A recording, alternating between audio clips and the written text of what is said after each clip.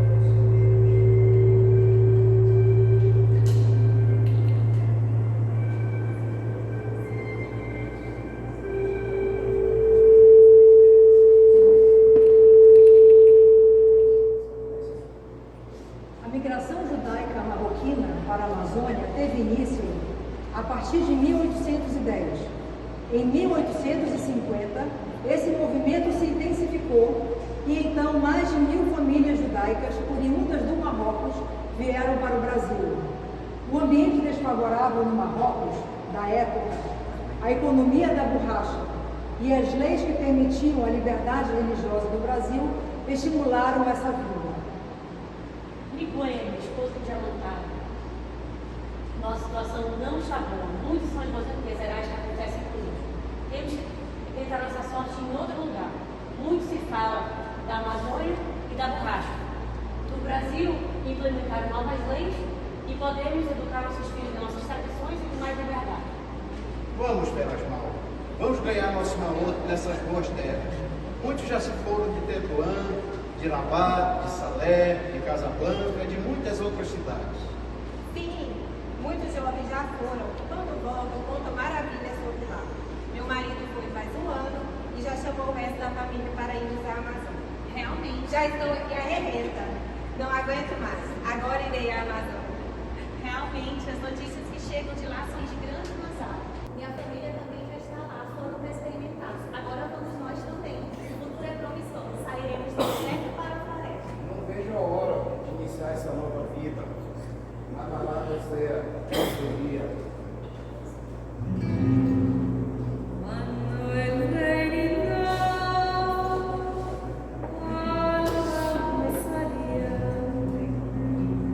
Ira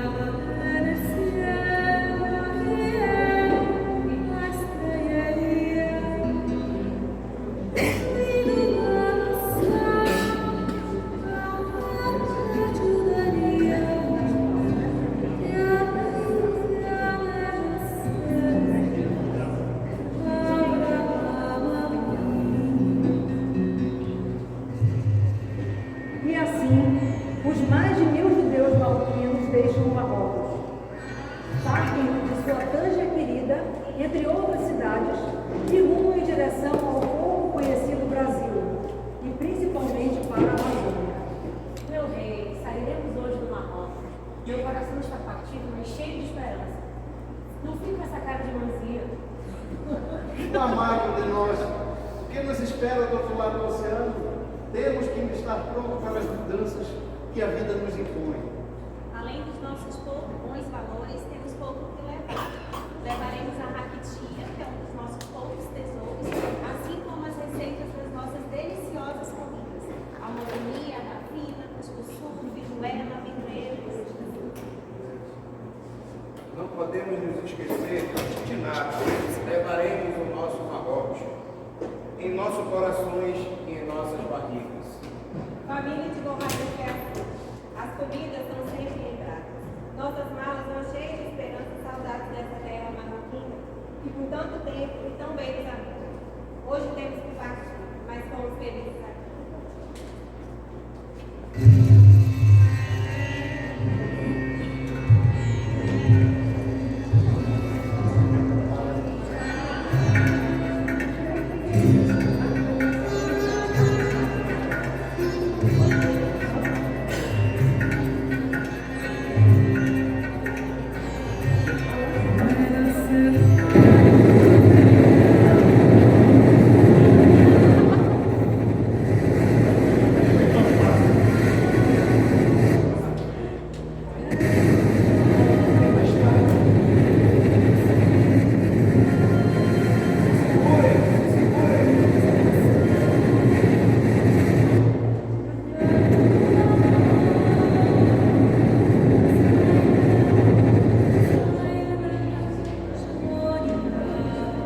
Esse grupo de imigrantes chega ao Brasil por Belém e se espalha desde Belém até Iquitos, no Peru.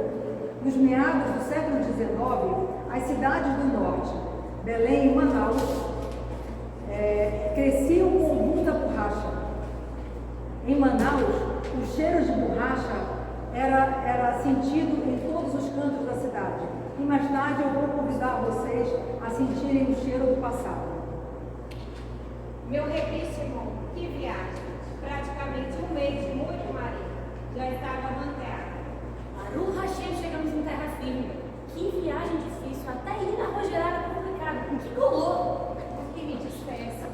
Vou encontrar com o meu marido no interior do estado, em uma das lindas cidades que receberam nossos amigos marroquinos. Espero que o Miguel esteja me esperando, porque ele é muito preciado. Já me alegrei. Nessas situações é preciso honrar a minha.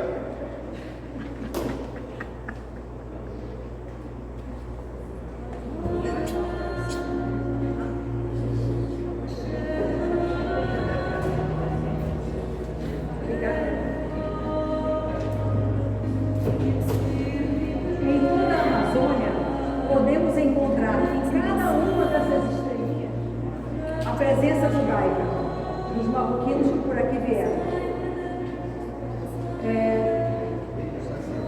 As cidades que se comprova a presença judaica no primeiro ciclo da borracha, que vai de 1870 a 1920, no Pará são Alenquer, Baião, Belém, Moim, Bragança, Breves, Cametá, Urupá, Itaituba, Mocajuba, Óbidos, Oriximiná, Portel, Porto de Mós e Santarém. No Amazonas, Atalaia do Norte, Boca do Acre, Borba, Coari, Eirunepé, Humaitá, Ipixuna, Itacoatiara, Manacapuru, Manaus, Manicoré, Maués, Parintins e Tefé. Em Rondônia, Abunã, Porto Velho e Guajará-Mirim. E no Amapá, Macapá e Mazagão Velho. São mais de 20 cemitérios judaicos em toda a Amazônia e mais de 1.700 sepulturas judaicas por toda a Amazônia.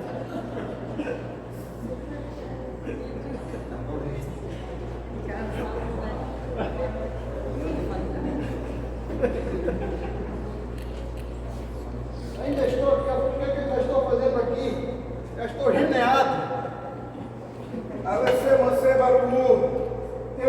buscar uma nova vida. Aqui não teremos futuro, muito pesado. Nosso produto pouco vale hoje. Sofrimento. A solidão amazônica os aguardava.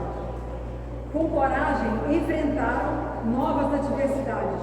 O comércio de regatão, os seringais, tudo ia bem. Mais nos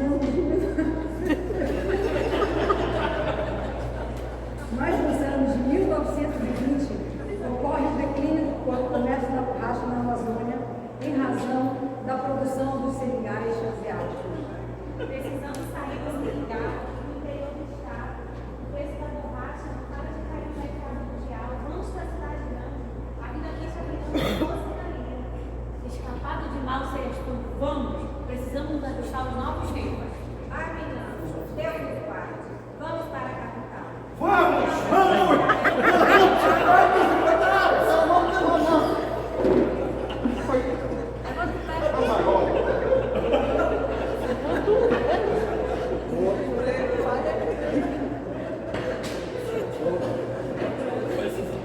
O interior do estado foi esvaziado.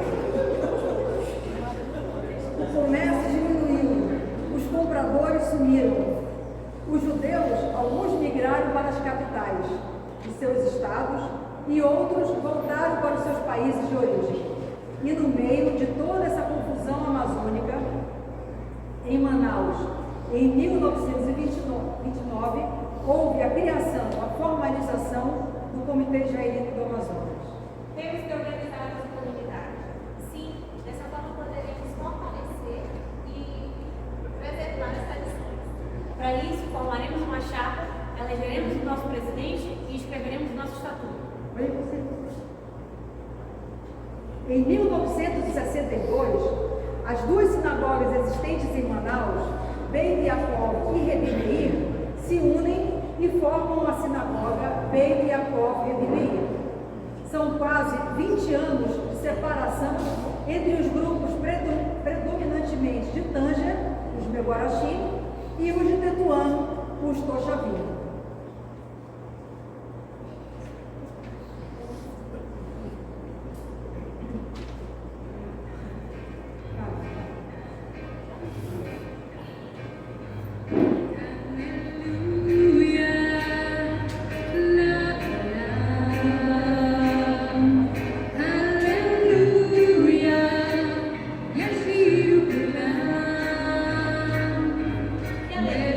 Depois de tanta loteria, estamos juntos novamente. Chega de tanta peleação, que boril! Todo o serviço tinha um clamor que não se meneava e iniciava a tioteria. Agora juntos seremos mais fortes e juntos poderemos a nossa comunidade crescer. Que vazia! Tantos anos separados e tanta energia desperdiçada. Agora acabou a sobrevivência. O futuro nos espera. E somente alegrias possam ser vistas em nossa bela comunidade. A minha abuela, eu e minha família sempre zelaremos por essa comunidade.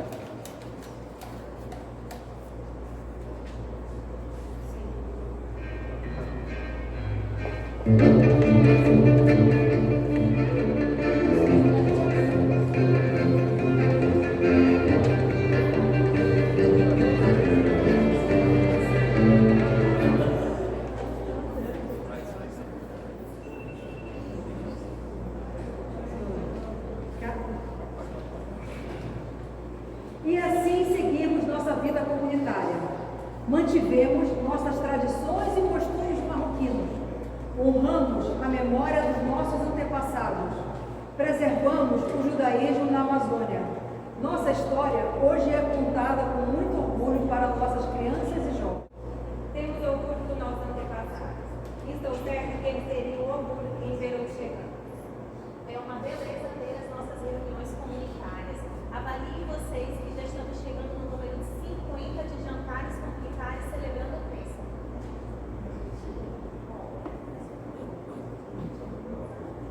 Que bonita a nossa trajetória, pensar que viemos de tão longe. Tivemos muitos obstáculos e nunca desistimos.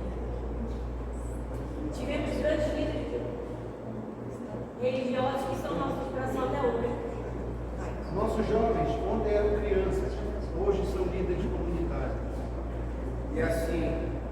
De geração em geração, contamos nossa história. Ledor Matheus. E ainda temos muitas outras histórias. Temos nossas peculiaridades. O Rabino Muriel, o Rabino Mensageiro, Milagreiro.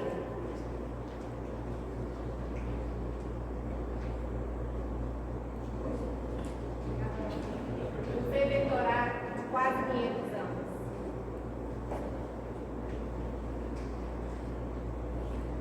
E as polacas, vítimas de um trem. Mas se vocês quiserem ouvir sobre essas histórias, marcaremos outro encontro.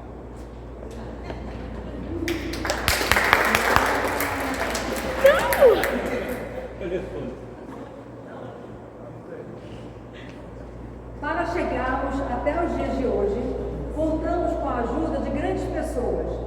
Sem a participação desses membros comunitários, talvez nossa história fosse diferente. Um especial agradecimento às mais de 500 famílias com diferentes sobrenomes que por aqui passaram e aos que tanto nos apoiaram e apoiam, preservando o judaísmo na Amazônia Miguena.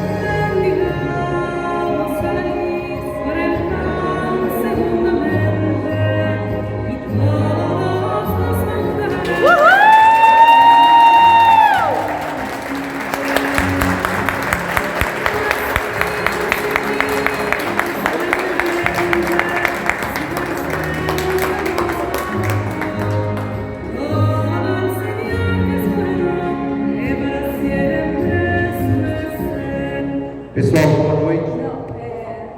Eu gostaria de duas coisas. Uma, no finalmente aqui, a participação de algumas expressões do David, fez uma contribuição rica, conseguimos adicionar. Gostaria de dizer que essa peça aqui foi feita em homenagem ao nosso Morê das Peças, o Dr. Isaac Dalman, que era quem estava sempre...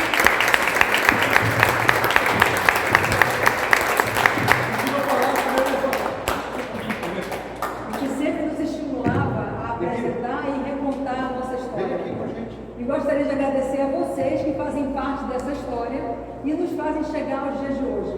E por estarem nos assistindo também. Obrigada. Uhul!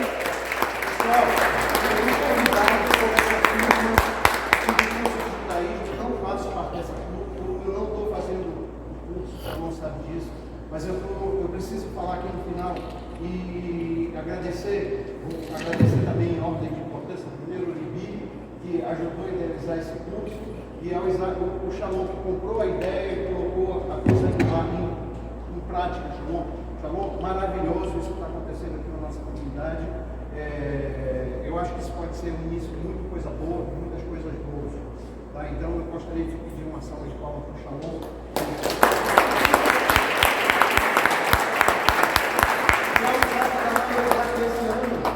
Essa semana, ele está fazendo 60 anos de Casa Nuda.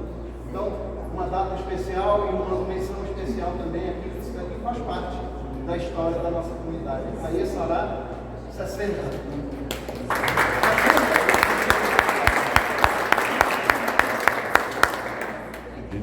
Só olhando a montagem do que estava no meu lado, que legal. Parece assim a colocação daqueles que nós colocamos.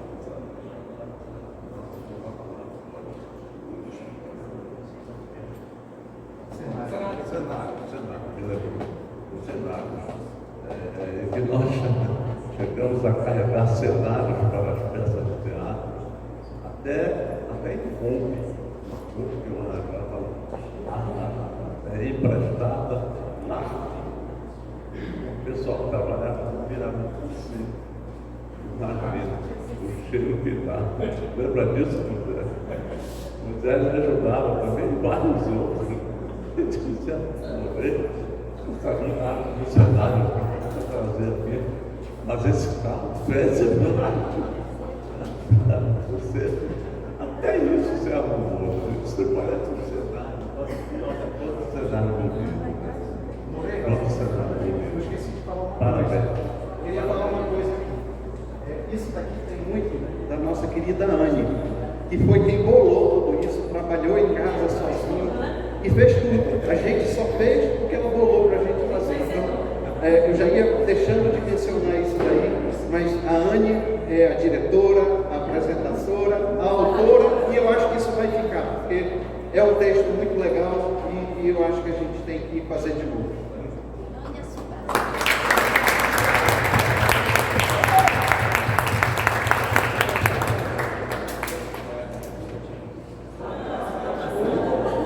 Na apresentação da semana passada, só um minutinho.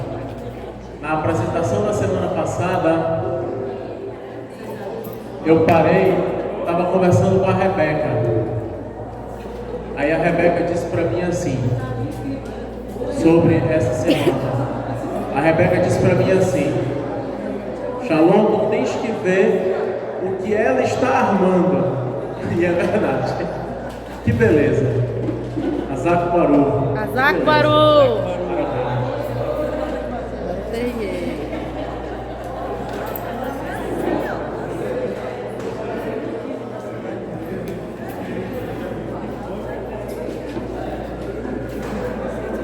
Na sequência, podem voltar para os seus assentos, por favor. Ricardo, Tirson, e a gente vai ter também um vídeo da Maria de Fátima, não é isso? Benarroz, que ela também está fazendo parte da equipe, mas ela não está presente. A gente vai falar sobre Elul, começar abrindo falando sobre Elul, e a gente tentou falar tentar trazer assuntos que a gente não viu na aula, né? Ver um pouquinho mais que a gente conseguiu pesquisar e trazer o máximo assim de conteúdo que a gente já tentou não tentar repetir assunto, né?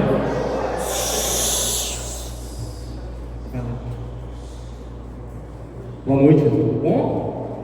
Prazer estar aqui. Boa noite aos ilustres membros do Comitê Israelita, da comunidade israelita do Amazonas e aos futuros também, né? A todos os amigos aí do curso de Introdução ao Judaísmo. Antes de iniciar, gostaria de fazer agradecimentos ao Shalom, né? Morei Shalom, muito obrigado por todos os ensinamentos, por ter Isaac também. Tantos ensinamentos que a gente consegue absorver com vocês, tá bom? No mês de Elul, a minha responsabilidade nesse trabalho é falar sobre a questão da etimologia, né? O judaísmo são vários lados, né? Há muita coisa que é fascinante no judaísmo, né? Tudo praticamente, né? E essa questão da associação numérica, né, com letras, né, a gematria, é algo assim realmente muito interessante que despertou inclusive meu interesse. A partir de agora eu vou querer me dedicar mais a essa parte aí do judaísmo, por mexer com números. Eu sou de matemática, então eu acabo tendo uma facilidade muito grande no entendimento desse conteúdo.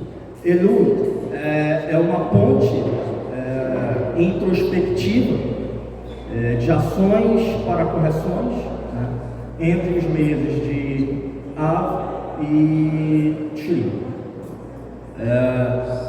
Muitos acham que esse último mês do calendário judaico é o mês extremamente reflexivo, é um refúgio reflexivo. Então, pesquisando, eu escutei alguém dizer bem assim: o mês de Elul é o mês mais importante do calendário judaico até que chegue o próximo mês, que se torna o mês mais importante, até que vem o mês seguinte, que se torna o mês mais importante. Ou seja, né, uma dessas pesquisas que eu fiz. Enfim, estou aqui para falar sobre então a etimologia, porque o nome Elul. Bora lá. Ele também, esse mês, ele lembra, ele transita, né, o povo judeu transita entre a destruição e perdas, né, ao mesmo tempo que a gente também vislumbra um pacto, né, sagrado. Então, o mês de Elul ele fica ali na transição desses meses. Elul nasce, a palavra, a expressão nasce de um acrônimo de um dos versos de Shir HaShirim. Shir HaShirim é o Cântico dos Cânticos, né, do nosso rei Salomão, do que o Isaac tanto pede para a gente chegar mais cedo na sinagoga, sexta-feira, tem o Shir HaShirim, né? E um desses versos originou o nome Elul. Ali está escrito, então, ali, Ledudeli. Percebam que se a gente tirar, eu posso chegar lá perto, deixa eu falar. Se a gente recortar as primeiras letras aqui de cada palavra, ali, Ledudeli, só a primeira letra, né? Davi, Li, fazendo o recorte dessas primeiras letras de cada palavra, a gente acaba gerando a palavra Elul. Próximo. Ok. Aqui o recorte feito, vermelho, né? Elul. Essa palavra, a questão da gematria, tem muitas coisas interessantes. Eu recortei duas dessas coisas interessantes, né? A primeira nos remete à explicação sobre o tempo, os dias entre 29 de Av, né, quando Moshe subiu ao Monte Sinai, e 10 de Tishri, que é o Yom Kippur. Então, de 29 de Av até 10 de Tishri, a gente tem 40 dias. Esses 40 dias, eles estão explicados na palavra Elul. Se a gente perceber aqui, ó, no final, ainda lá no verso de Shir HaShirim, no final, a gente está finalizando cada palavra do verso de Shir HaShirim com a letra Yud. O Yud, existe essa associação numérica, letra matemática, cada letra tem uma equivalência numérica. O Yud, nessa equivalência, ele é igual a 10. Né? Como ele aparece em cada final de palavra, ele aparece com 4 vezes. Né? Cada uma dessas vezes equivalente a 10, então 4 vezes 10, 40, que é justamente o tempo entre a subida de Moshe no Monte Sinai e Yom Kippur. Né? Então, no próprio verso de Shir HaShirim, a gente consegue tirar essa explicação interessante dentro dessa associação numérica. E em Elul a gente consegue tirar também os princípios da Divina Misericórdia. Né? Se a gente pegar cada letra, chegar aqui perto para explicar melhor, né? De Elul, nós vamos ter Aleph, né? O Aleph é equivalente a 1, nós vamos ter Lamed, que equivale ao número 30, tá bom? 30.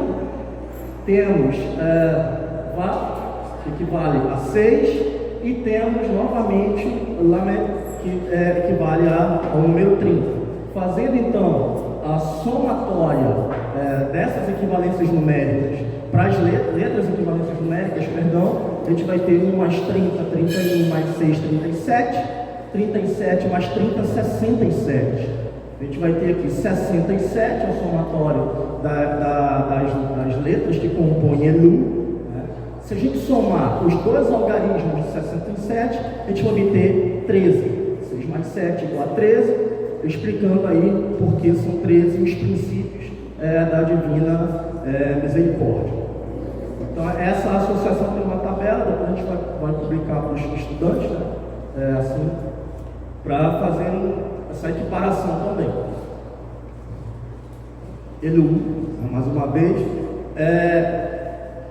os sábios, a gente é uma fonte inesgotável, quando a gente faz esse tipo de pesquisa, ou mesmo uma leitura fora desse tipo de contexto, que é o curso, um seminário, quando faz a leitura individual em casa, essa questão dos sábios é uma fonte também inesgotável, é impressionante, os sábios judaicos. Em uma dessas histórias, eu li que é como se tivesse um palácio, e nesse palácio habita um rei muito poderoso. Para que os súditos cheguem até esse rei, é necessário você enfrentar filas e filas e filas gigantescas. É necessário você passar por um crivo de segurança, é necessário você passar também por uma anunciação até chegar a conversar com esse rei. Só que uma vez por ano, esse rei sai do seu palácio e vai para os campos. Vai com a intenção de conversar e escutar os seus súditos. Então, uma vez por ano, durante algum tempo, esse rei sai do palácio e vai para os campos, tendo uma relação direta com os seus súditos, fácil e direta. Após essa época, o rei volta ao seu palácio para que os súditos tenham acesso. Novamente, eles vão ter que enfrentar filas e filas extensas, crivo de segurança, anunciação. Isso não é ruim, mas, enfim, o processo ele não fica direto. Enquanto ele estiver no campo, o processo é direto. Então, na verdade, essa analogia, nesta analogia, o rei é Deus, Hashem, e os súditos somos nós. Então, o mês de Elu, ele retrata justamente isso. Não há outro mês em nosso calendário e que nós estejamos tão próximos a Deus quanto Elu. Não existe um outro momento de tanta proximidade. Então, por que entrar em filas e filas, se a gente pode ter um acesso direto ao Rei dos Reis, nos campos, ok? Então, é uma pergunta: se o rei está no campo, próximo de você, cadê você?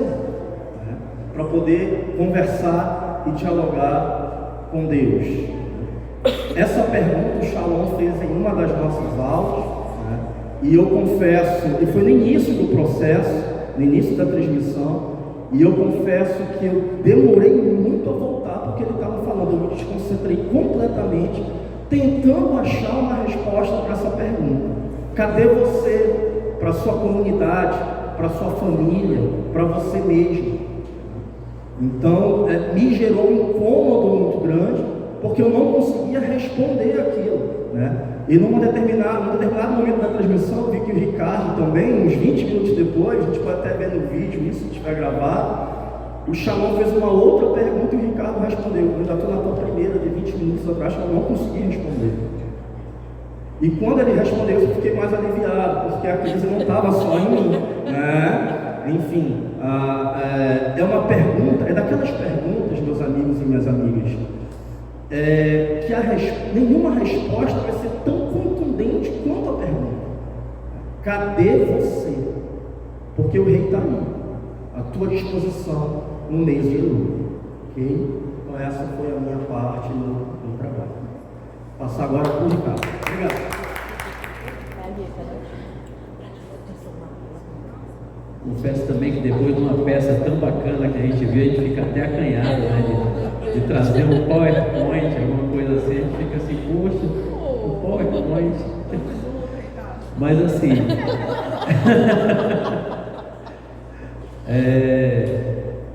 dando continuidade, né, o Tício já falou do Edilon bastante, também dando continuidade, eu vou falar um pouquinho de Elu e da Celihô também. Pode passar.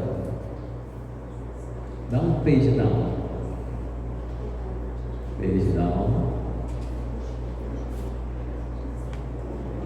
Então tem que clicar na tela. Clica aí dá page down. Faz parte da tecnologia também, tá vendo só como peça é melhor?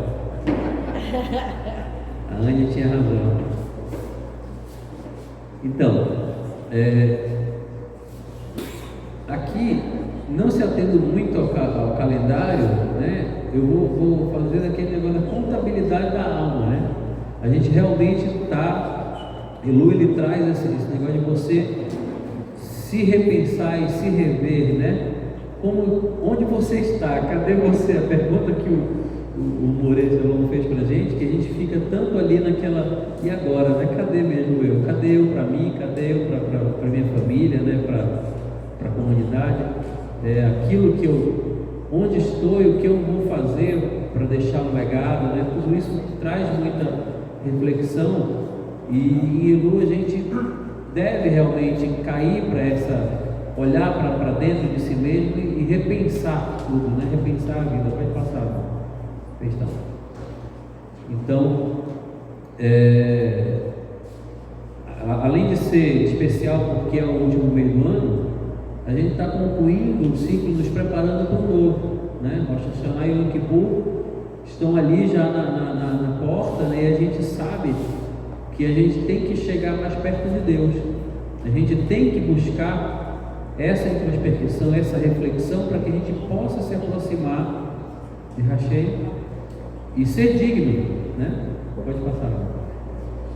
Eram 5 minutos, né? Então, a gente nesse período também temos alguns costumes, né? Como visitar o cemitério, né? Para pedir aos parentes que intercedam perante Deus a nosso favor, recitar Meldá, Celihô, Sedaká, os 3 T também, né? Tem que aumentar a nossa contribuição de justiça, né? Que é do chá também, para que a gente possa se elevar e estar digno, né? De estar diante do Rei. A gente está com a alma realmente nua, daqui a pouco vamos estar ali sendo vistos, né? Sem nenhuma vestimenta, assim, despidos completamente perante Deus. E o toque do shofar também, né? Diariamente nos faz lembrar essa reflexão. Todo dia, né, a gente ouvindo o shofar em preparação, como é o costume, vai nos preparando, né, para essas festas que estão vindo na sequência de Rosh Hashanah e Yom Kippur, né? Também o Salmo 27, que é recitado, acho que o Abner vai falar um pouquinho mais a fundo. Pode subir. Verificação dos tefilim, das mezuzot também, para ver se estão kasher ainda, está no kasher, o costume também dessa época. Pode subir. E aí na Celihô, a gente tem as preces, né, invocadoras do perdão, né? Perdão. Então perdão e arrependimento é a base fundamental da Celihô, né? A gente tem que estar nos elevando sinceramente para um balanço espiritual, uma reflexão de tudo que a gente fez para corrigir as nossas falhas, tentar melhorar o máximo que pudermos para que a gente possa tomar resoluções melhores para o ano que está vindo, o novo ciclo que está vindo. E é um período que realmente a gente precisa olhar para dentro e se repensar. Então, pelo costume separadinho, a gente se ligou a partir do segundo dia de Elul até Yom Kippur. Acho que eles começam no sábado à noite da semana que antecede, né, o Rosh Hashanah. Pode passar. E coloquei aqui uma cola da nossa grande aula com o Moreira.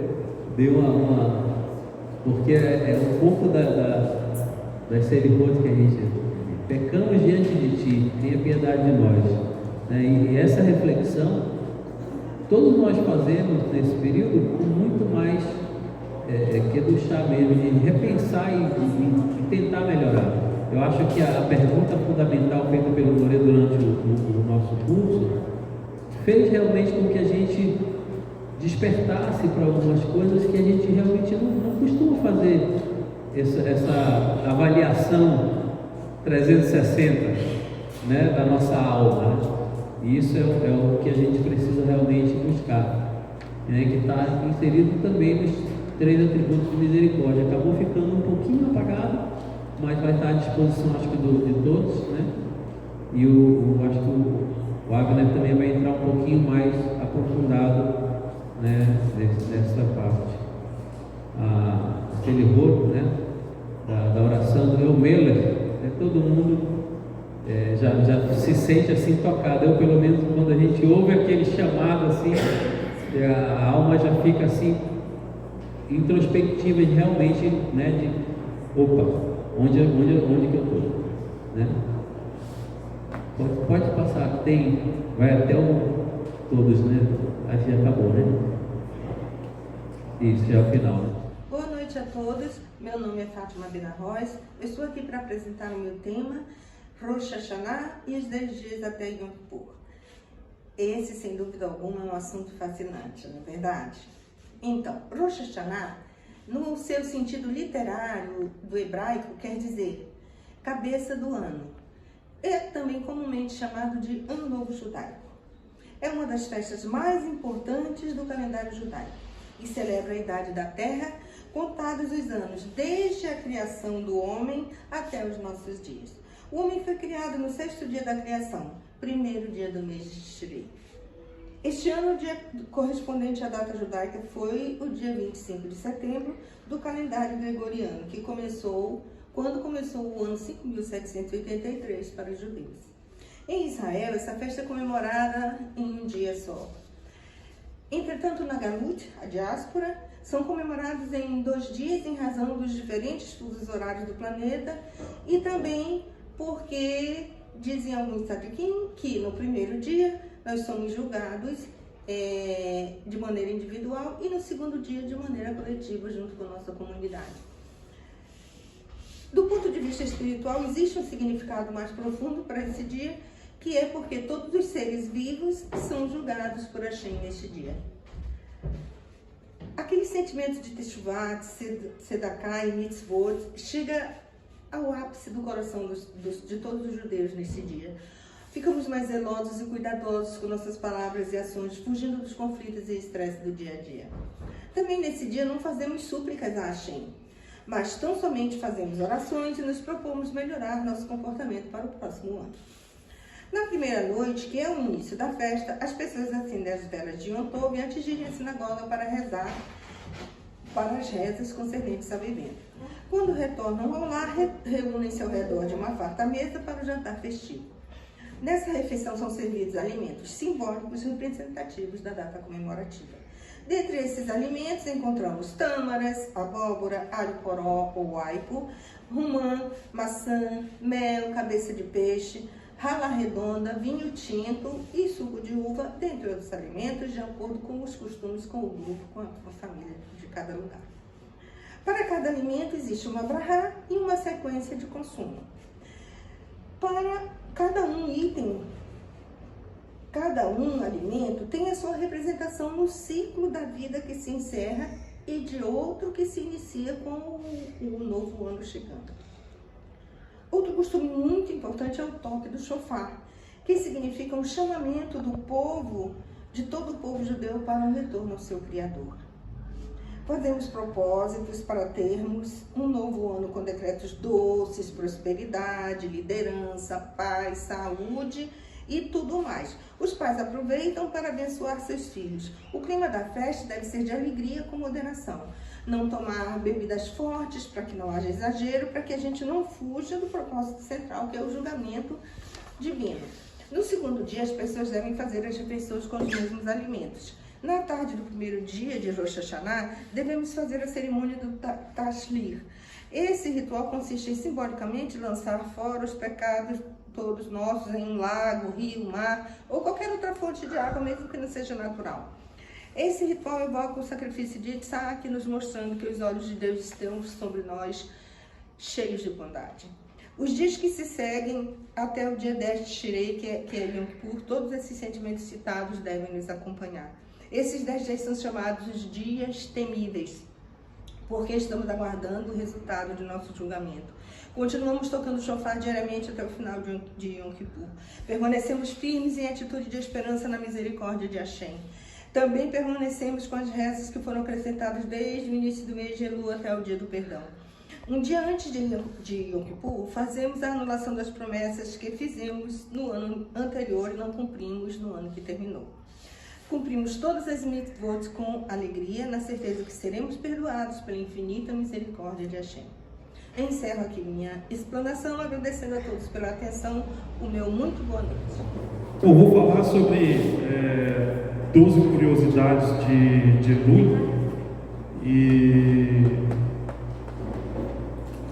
na verdade eu também queria ter falado mais quando eu vi o assunto do próprio Salmo 127, do Salmo 27, comparando com música, os ritmos musicais. Só que quando eu olhei, ia dar para mais de 30 minutos, assim.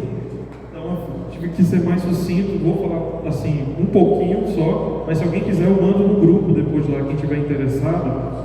De acordo com a anotação musical, o Tisson estava falando um pouquinho do início da gematria, que tem tudo a ver com música. Depois eu fui ver músicos que compuseram em cima desses ritmos, baseado na escrita da anotação de leitura do próprio Salmo. É bem interessante até. Bom, Elul, como a gente viu aí, Elul e a Torá, todas as curiosidades que eu fui buscar tem a ver com a própria Torá, né? Então a gente vê que primeiro Elul é aí o último mês do calendário judaico, que significa passagem ou ponte, que ou seja, é aquilo que a gente os dois aqui já estiveram explicando, o Ricardo e o Tirso, falando sobre Av, que foi um mês de destruição, e pensar que o próximo mês, Tishrei, seria a construção, a reconstrução de tudo. E Elul é essa passagem, esse desafio, né? Ele vem como uma ponte. Entre Av e Tishrei tem esse paralelo aí que eu acabei de falar, de destruição e construção. O próximo seria o item, assim, o despertador da alma, que seria, segundo o Ramban Maimonides, que ele afirma que o eu, nós, estamos adormecidos, né? E, portanto, precisamos acordar e revisar nossas ações, que é aquilo que o Ricardo estava falando sobre Reshbon Hanefesh, que é o balanço da nossa alma. Entre Elul e Yom Kippur tem 40 dias, então esse número 40, ele também tem uma significação muito grande para o povo judeu, né? Afinal, foram 40 dias, Moshe Rabbeinu estava lá no monte e recebeu as tábuas da lei. 40 também foram os anos no qual o povo hebreu peregrinou ali no deserto até chegar em Eretz Israel, né? Então tem uma série de significações dentro da Torá, que o número 40 é um número conhecido cabalisticamente como um número de transformação. O próprio Salmo também, que é um poema que mostra a essência dessa coragem, da passagem, da proteção, que o próprio Davi Meller fala sobre isso no início. Pode passar? Então a gente entra nessas primeiras, e baseada nessa observação aí, a gente entra nesses primeiros fatos aí. Ele é o 6º mês, contado a partir de Nissan, e sempre tem 29 dias, né? Terminando no mesmo dia da semana em que começou, ou seja, seria domingo, segunda, quarta ou sexta-feira, o que garante que os feriados no mês subsequente caiam nos dias adequados. A gente até viu isso na aula, né? O próximo. Aproximando as grandes festas do fim de ano, Rosh Hashanah e Yom Kippur, nos preparamos para essas festas. Na tradição judaica, disse que durante este meio o rei está em campo, ou seja, as portas do céu estão abertas para a gente pedir e também para a gente também ter um momento de reflexão e começar ali um processo de purificação através da Selihot. Depois veio o povo judeu que pecou com o bezerro de ouro. Então tem a gematria que fala que Moisés passou este mês nos 10 dias seguintes até Yom Kippur, obtendo um segundo conjunto de tábuas, juntamente com o perdão total de Deus. Esse período de tempo é, portanto, um momento de introspecção para nos aproximarmos de Deus, dedicar um tempo para a Heshbon Hanesh, fazendo o balanço das nossas atividades. Quarto, Selihot, como todo mundo já sabe, é o plural de perdão, seria o perdões, né? Traduzindo para português, é o plural. Então, trazendo aí, o destaque dela é a recitação dos 3 atributos, a fórmula que Deus deu a Moshe Rabbeinu. E aqui os sefaraditas começam no início do mês de Elul e terminam 40 dias depois, sendo que no último dia antes de Rosh Hashanah a gente não toca o shofar. Tem essa observação. Próximo. O mês é mencionado pela primeira vez em Elul em Neemias, no livro de Neemias, capítulo 6, versículo 15, onde todos nós lemos que o muro em torno de Jerusalém foi completado no 25º dia do mês. E a curiosidade é que este também é o dia em que a criação do mundo começou, terminando 6 dias depois, em 1º de Tishrei. Vamos lá? O sexto, conhecido em hebraico como Betulá, que seria a donzela, né? Também tem um ato de a virgem esperar o rei no campo, quando o campo está em aberto, que seria as nossas preces ao céu. Então tem essa também significação que até o pessoal usa em horóscopo, dizem que o signo de virgem está mais ou menos nesse período aí de agosto e setembro, né? Foi usado dessa forma. Também pode surpreender em saber que não é apenas Rosh Hashanah que tocamos o shofar todos os dias do mês, e aí a gente já tinha explicado que a gente não toca naquele último dia de Selihot antes de Rosh Hashanah. Passa aí. As palavras têm poder, né? Que são aquela significação que o Tilson colocou lá no início. Então, as palavras, a cartas, e-mails, encerrar um telefonema, desejamos ao outro, ao próximo. Volta lá, rapidinho, para a gente ler aquela parte. Ketvá vechatimá tová, que seja escrita e selada para sempre no livro da vida. Próxima. Após as orações da manhã, em algumas comunidades se lê também o Salmo 27 à noite, né? Aí tem uma curiosidade que o rabino cabalista Binyamin Benes Cohen escreveu em 1706 que quem recitar esse salmo em estado de santidade, pureza e grande concentração receberá suas orações e terá o poder de anular os decretos divinos. Próxima. O Baal Shem Tov também instituiu o costume de recitar 3 capítulos adicionais de salmos por dia desde Rosh Chodesh, Elul, até Yom Kippur, e em Yom Kippur os 36 capítulos restantes são recitados, completando assim todo o livro dos Salmos. É uma coisa que eu também não sabia, isso aí a gente foi achar e é interessante. A penúltima, Elul, é um tempo para aumentar e melhorar a observância das mitzvot. Muitas pessoas têm esse costume de fazer com que o escriba inspecione os tefilin e mezuzot durante esse mês para garantir o status caché. A gente viu isso até na penúltima aula com o Morelli. Vamos lá? E a última, as Yeshivot normalmente dividem o ano acadêmico em vários zemanim, que são os trimestres, durando até os feriados de fim de ano, seria o mais curto entre os trimestres, e os outros duram Sukkot e Pesach, e depois Pesach no verão. No entanto, é extremamente significativo e o momento em que o aluno adquire parceiros de estudo para lutar e se prepara para um ano bem sucedido de aprendizagem e crescimento pessoal. Bom, era mais isso que eu tentei buscar, assim, alguma coisa que a gente não viu na aula, mas o Moré praticamente completou a aula toda, deixou a gente meio ali, pouca coisa, né? Mas foi interessante para a gente trazer algumas curiosidades do próprio mês e ter aprendido isso, né? E acho que é isso, queria agradecer a todos, e quem quiser eu mando lá o trabalho que eu fiz, e quem estiver interessado comparando com música. E é interessante o que fizeram depois dos trabalhos, né? Diversas interpretações sobre o Salmo, e eu não sabia que tem tanto assim a significância e a força, né? Que Hakadosh Baruch Hu inspirou aí Davi Melech. Muito obrigado, quero agradecer aos meus caros colegas aqui da música também, e agradecer ao Moreira e agradecer ao presidente Dr. Isaac aqui, agradecer a todos vocês. Muito obrigado.